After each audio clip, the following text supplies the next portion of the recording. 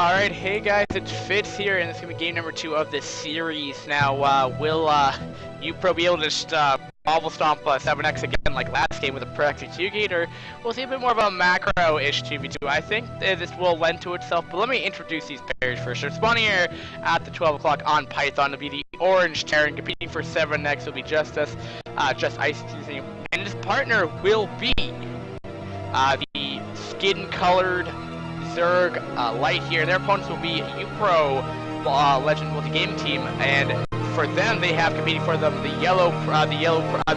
white Protoss phippso, and his ally will be the teal Terran here. So this map, I mean, I have mixed feelings in general with the 2v2 scene in Brood War, not because like the scene's like rigged or anything. I mean, Zerg is pretty overpowering. Probably most people will agree, but still, I mean, most of the time StarCraft's really balanced on terms of 1v1 tends to be how just the structure and what most people prefer to play. But you know, there's still a 2v2 scene out there, and you're watching it right now. But what this map though is, you know, you get more of traditional spawns here. I mean, you know, you get 7x in the top right. You know, these two locations here at the 12 and at the 2. And then obviously at uPro you have them at 7 and 8. So, or 7 and 9, either way. But I'll be interested. I mean, this map, Zerg is gonna have a little more difficulty doing their harass on, I feel, because what they have to end up doing is they have to go like across the map and behind stuff.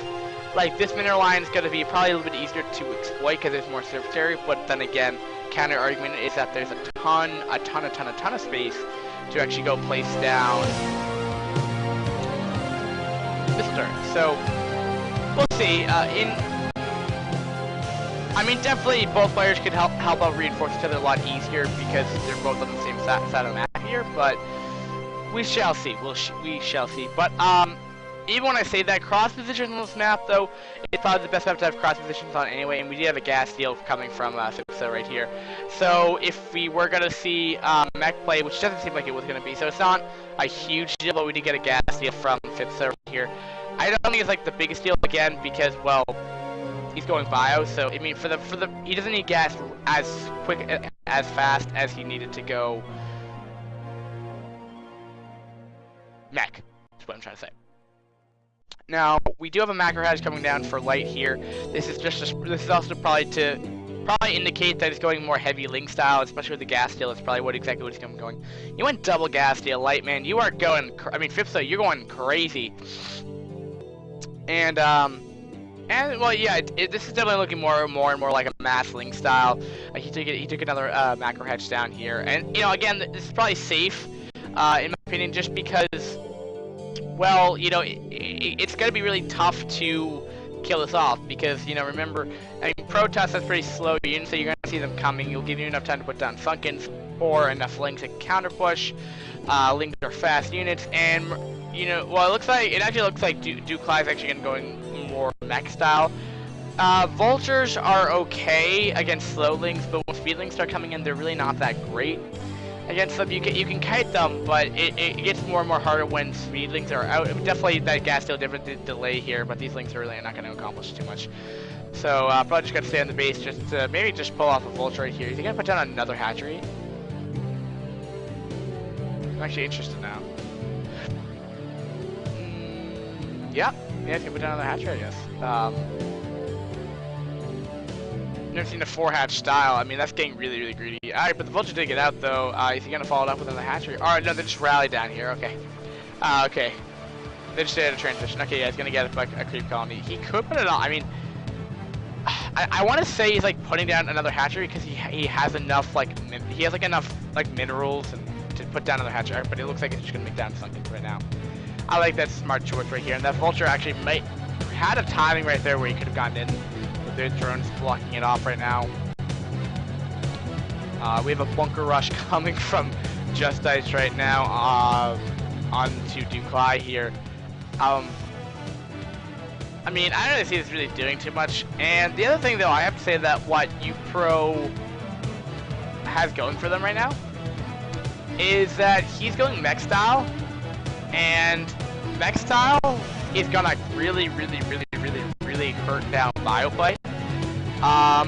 It's not like StarCraft 2 in regards to where Bio can actually work against mech, because the UI of Bio is just so much more easier to control. And, I mean, the way it should be controlled, in my opinion, but, yeah, that bunker really served no purpose at all. Well, he does see the Wraith, though, so what I mean, Zerg's actually in trouble right now. There is no anti-air. You know, getting that Wraith is really going to put the hurt onto Zerg right now, as they don't have any support, as they don't have any Beetleists to deal with that one Wraith there, so he could have to deal with some kind of Overlord harass for the time being right now until he can get that tech up. A push from Ducleij here now. Will JustIce be able to defend? It doesn't look like that at all. He's going to be going over here to buy up defend against the Wraith, who's just inbound right here, but he is, I think, at least slightly tightly walled up. I'm not sure if a Vulture can squeeze through there, but I could be wrong. But there's a lot of DPS there anyway. He'll be stimming though. Wraith has 1 kill so far, and I believe that's from a Marine from earlier on. So that Wraith isn't going to accomplish too much right now. You know, I forgot about the teamwork in TB2, because, you know, you can just send over a unit, a couple units from your ally, and you're really good to go. But anyway, we do have a factory. It looks like Goliath's are coming out right there. It's more or less the combat Beetleist right now. And, you know, phippso, who's done double gas, has a little bit more delayed tech than he'd like to. He's tech to DT, since you can tell from the production of DTs in his gateways, but does it do enough damage? I don't think Zerg's is completely vulnerable from that. Invincible from that. Terran, I mean, also, I mean, he has to burn off scans in general, but not. He can't defend. But DT's gonna make their way to the Zerg base, which I don't know. Looks like a slow push coming from uPro here. Now, does it do enough damage here? There's a lot of pinging going on, getting up, I feel like it's hard to do like a mech push against Zerg because of the creep, but, because you can't put up that. So he is, if you can target fire the tank down, which he's gonna be able to do, that is like StarCraft 2 style, man. Getting almost Marines just to stem in there and kill off a tank, but does not seem to be the case here. Hydroden's down, for Lurkers probably, but it doesn't even really matter because, well, let's put it this way. I don't even know actually why I got that. Lurkers are okay, but against these unit compositions, like Dragoon, Tank, Goliath, like Mech and Dragoon play, like, yeah, they do good against, like,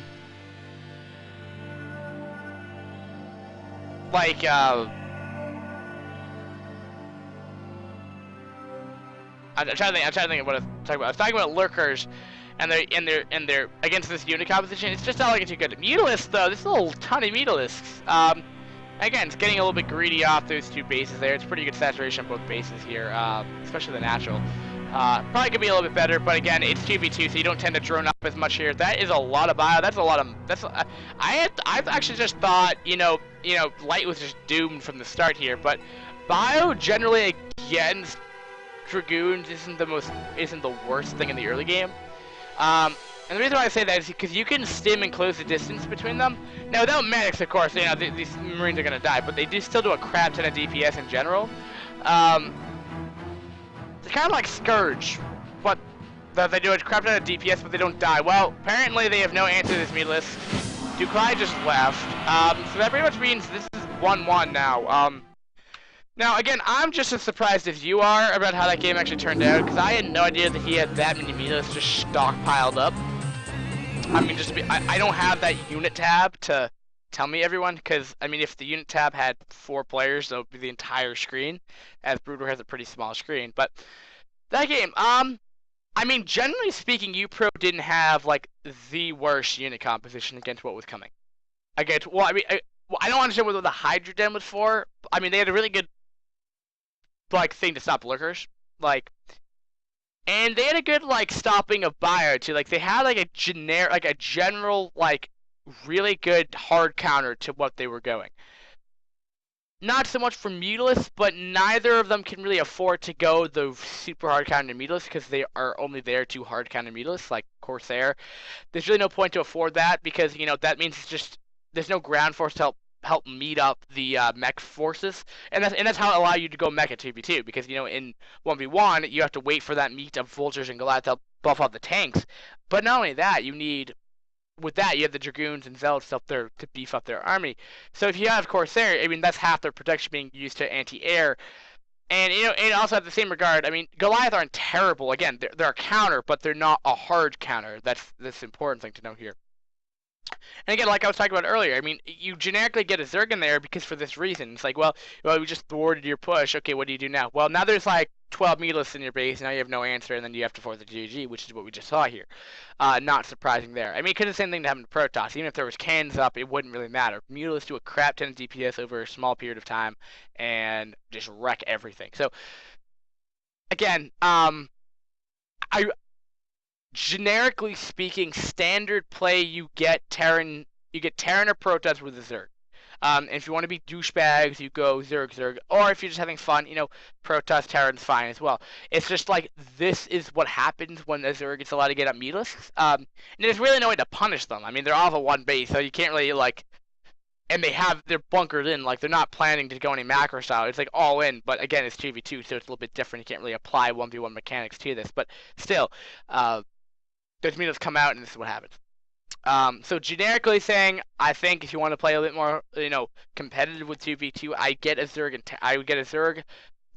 on your team, and I would get a Terran or Protoss. It depends on what you want, and then practice from there, because Zerg will definitely help. And again, I mean, Protoss Terran team did not have any wrong unit compositions. They pretty much have the perfect unit compositions, because I mean, Dragoons don't do terrible against Bio, but the problem is it's still early game, so Bio's still not that bad against gateway centric units, especially with Stim. Mech will definitely hard counter the Bio for sure, but the problem though is that you're not always hard countering the other opponent. You still have to worry about their allies, so they were attacking the Zerg. Now, would that look a lot different with attacking the Terran? Well, I mean, maybe. I wasn't really paying attention to what the Orange Terran was doing in this game, but what I can tell you though is that meatless would still be a threat, and not only that expansion of the Zerg was still up, and that's another interesting point. Again, it's the purpose of having a Zerg on your team is to make sure people can't get greedy, and like I was saying at the earlier of the cast, that hatchery cannot really be punished for. I mean, there's really no way to punish it, because what can they do? They could send a Zelda or two, but there's enough Lings there to defend, because they already get that many anyway to get map control. So they can't even get map control. So how do you hard count? How do you punish and expand if your opponent has map control and they're the perfect race to get map control in the early game? You really can't. And that's the great thing about how this happened. It was all about that expansion. It was all about the perfect amount of drones, the perfect amount of mutalisks, and ultimately being able to win.